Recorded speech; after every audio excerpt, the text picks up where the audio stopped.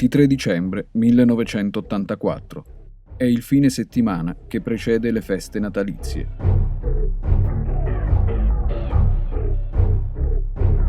Il treno rapido 904, proveniente da Napoli e diretto a Milano, ha appena imboccato a tutta velocità la grande galleria dell'Appennino, un tunnel di 19 km tra la stazione di Vernio, in provincia di Prato, e quella di San Benedetto in Val di Sambro, in provincia di Bologna.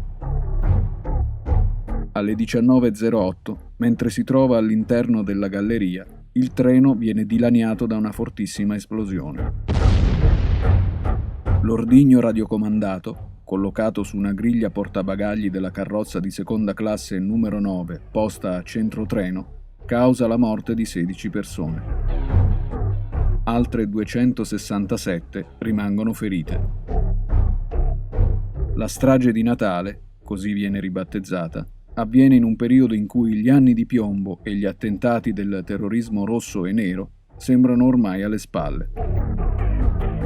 Nel 1985 l'attività investigativa porta all'arresto a Roma di Guido Cercola, un uomo di fiducia del boss mafioso Pippo Calò, trovato in possesso dei radiocomandi utilizzati per la strage. Calò viene incriminato come mandante. Altri ordini di cattura vengono emessi a Napoli per il boss di camorra Giuseppe Misso e i membri del suo clan, coinvolti anch'essi nell'organizzazione dell'attentato.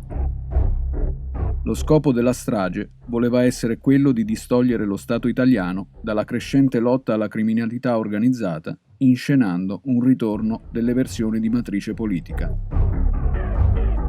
In seguito all'iter giudiziario, in cui vengono a galla rapporti di collegamento tra Cosa Nostra, Camorra napoletana, ambienti del terrorismo neofascista, la P2 e la banda della Magliana, Pippo Calò, Guido Cercola e gli altri imputati del clan camorristico Misso vengono condannati all'ergastolo.